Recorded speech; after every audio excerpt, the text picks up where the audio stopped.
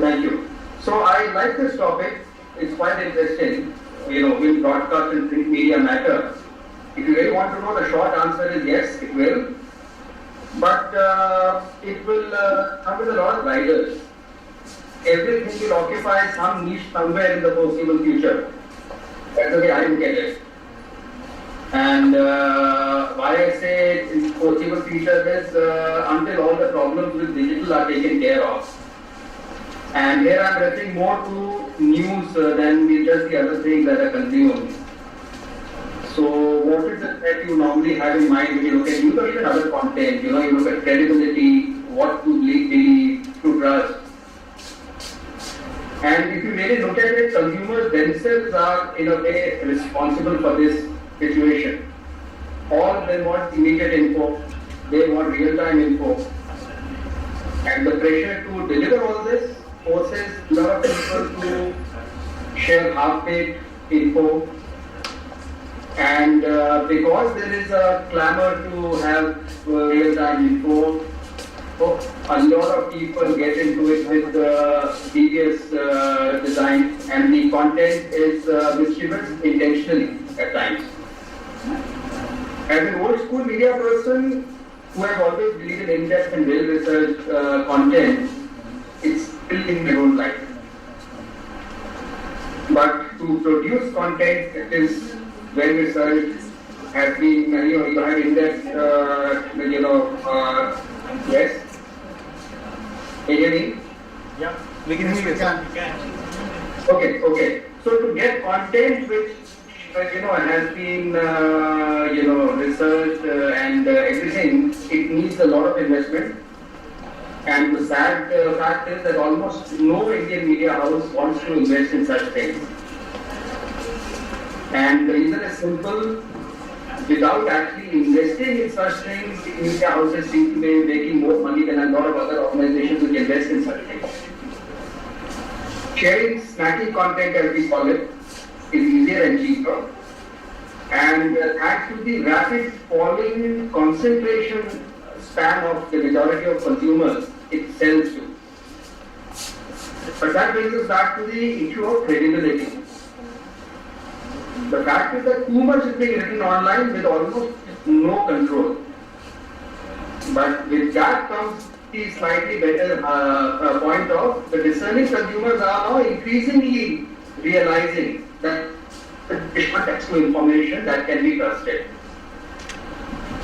And if you as a media house can prove to your readers and consumers that you can provide information that can be trusted, we can see a definite shift. People are now willing to pay for such information. It is very slow, but we are surely seeing some green shoots here and there. And the main reason why they are willing to pay is not just because they want to get info that is credible, but because of the new thing of being seen as somebody who can hold their own in their own drawing room discussions or WhatsApp groups and other places. It's a big high for them to be able to say something which everybody says wow to and others actually hadn't heard of it.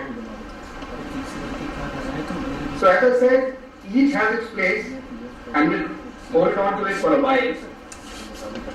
From my own experience of running my company, I can tell you that the radio perhaps will be the first one to find it difficult to stay afloat. And then we'll probably, there can be a toss-up between television and print. In the smaller regional areas, it is still going very strong. And I had actually said this almost 5 years ago, and I can say it again. In the real hinterland, if you get hold of a newspaper, you want that to the world that can read. You hold it up and everybody else that looks at you and say, well, you can actually read a newspaper. It's a very important, I don't know how long it will last. Television content, in whatever, whether you are looking at entertainment or you're looking at just that, or you're looking at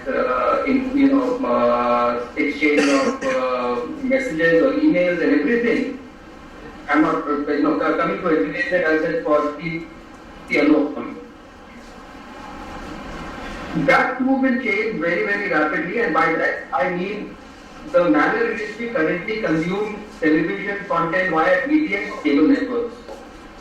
Because if and when you start getting your act together as far as digital distribution is concerned, via live streaming and all, it is far easier and cheaper to live stream and needs far less investment effort. And the fact that the internet speeds are getting better and data rates are lower is helping us too. So, as I told Aman right from the beginning, before I started this, I don't really have much to say more than that. I wanted it more to be the sort of ask me anything kind of a thing. If you guys have any questions, please go ahead and ask. And I will try and answer. You could ask about the status of Indian internet, what is happening where, whatever you want to ask. And Aman, I can hear whatever you guys say, so you can ask on the laptop itself. You don't have to send me a message. Perfect. Anyone has any questions here? I just want to understand. I'll come there. No, you can. You can. Rajesh, hi. This is Alok here. Hi. A lot of time we are seeing not only Indian context but even in global context the sort of interference of political parties into media and how they try to control the narrative. So what's your take on that? Because as consumers of that content, sometimes it becomes very tough to then rely on the neutralness or the real what comes out of that. I am very asking so I have been asked this for years here, and it is not new. It has been happening for years. Ever since I have been a journalist, there has been interference. And I'll tell you the difference between now and earlier. There was interference always. When I was running the Times Internet, when I started Times Internet in 1999, and then when I ran it for about 16 years, from 2000.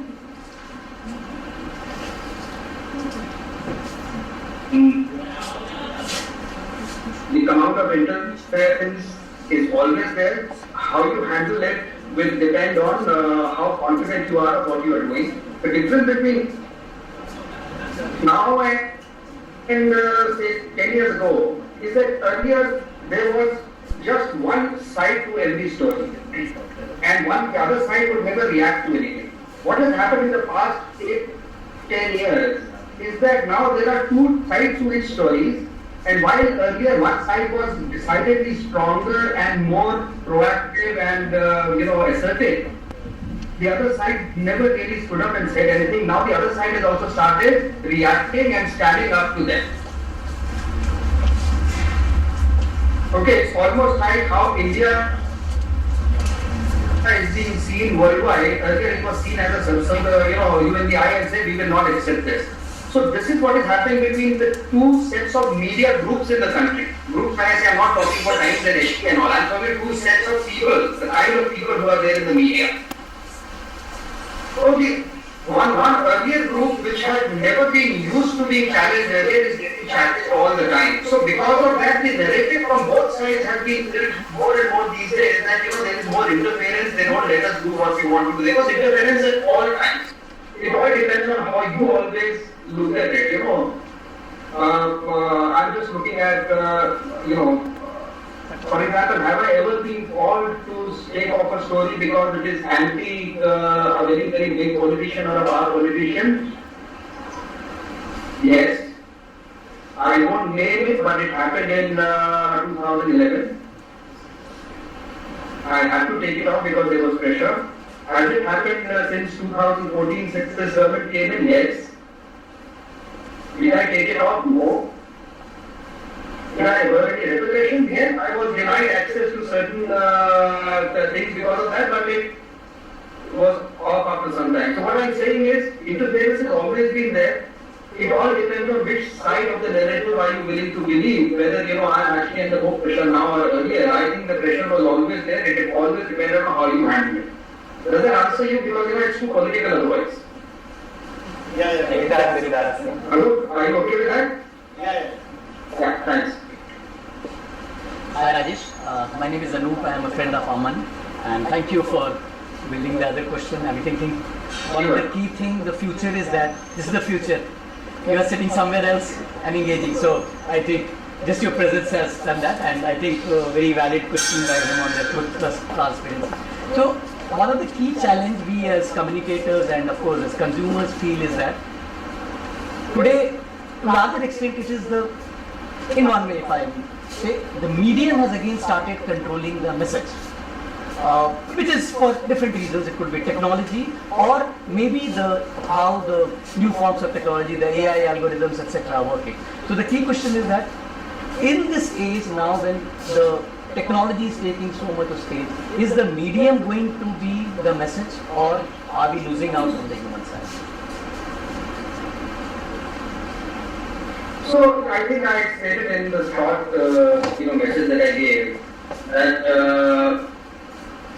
there is just too much information online right now. There is too much information online, and because there is too much information online, people are not sure of what to trust and what not to trust. Which is why, if you run an organization, as I said, if you have an organization, it makes no difference as of now whether it's a print, digital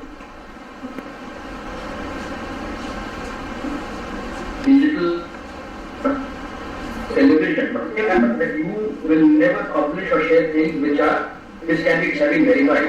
It can be taken care of, because otherwise online is an absolute mess. Ourselves have gotten caught with things, and it's not new, it has been happening. I don't know if you remember the first time when Arvind Kejriwal became the CM. I think wasn't that the first time that Kiran Bedi was the BJP candidate? Yeah.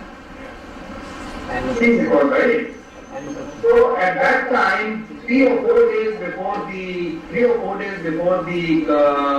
voting, there was a clip which came, which all of us received on our WhatsApp, which said Kiran Bedi has always lied about her about the fact that she was India's first woman IPS officer. Here is another woman who was an IPS officer 15-20 days before her. It looked absolutely legend, it looked like a crumpled sheet of newspaper which somebody has taken out and cut and pasted as we used to keep things, it was all very easy to believe. All media houses fell for it. Before it came out that there was an app, I'm talking about 10 years ago. There was an app which allowed the perpetrator to do that, and everybody believed it, and it was absolutely fake. So what is happening is technology, as you yourself said, is making us communicate long distance, and we are having a real-time conversation, But the fact is the technology will also do a lot of things which will be very difficult for us to figure out whether what we are doing, what is being shared with us is fake or not. Which is where any organization which spends time and money on ensuring that you do not share anything unless it is fact-checked will not be accepted for too long. You will have these fly-by-night kind of people who will make some quick buck and disappear. But people who want to, have a niche for themselves as someone who is credible, it will need some time and it will need some effort. It is not going to be easy. We are studying even now the kind of things that we get every day from people. Yet somebody sent me something from Shiromani Gurdwara Prabandhak Committee on what's happening in Canada. I have been asking everybody around whether it's authentic or not. Even HCPC guys themselves are unable to tell me whether it's authentic or not. Because it takes some very fair statements on what is happening and how religion should not be used to spread terror and all those things, all those motherhood statements. But whether they actually said it, I have not been able to verify myself, so we will not be sharing it. Does it answer your question? Yeah, thank you. Right. Aman has a question. Yeah, Sir, what do you think? Thank you first of all for agreeing to do this for us.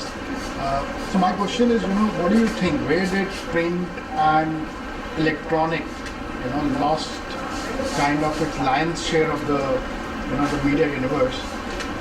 What do you think it was the journalists who let kind of, lose guard? Or do you think it was or do you think it is a digital that, kind of rode the wave?